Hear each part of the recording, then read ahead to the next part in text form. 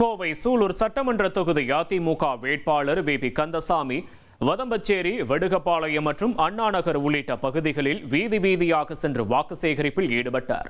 தனது சொந்த ஊரில் பிரச்சாரத்தை தொடங்கிய அவருக்கு தொண்டர்கள் மற்றும் பொதுமக்கள் உற்சாக வரவேற்பளித்தனர்.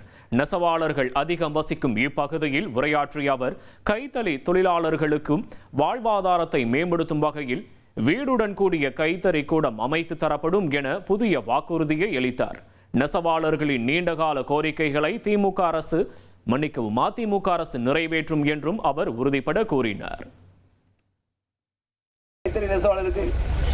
கைத்தறி கூடத்தோடு பசு வீடு அமைத்து கொடுப்போம் என்று நம்முடைய வருங்கால அமைச்சர்கள் அறிவித்திருக்கிறார்கள்.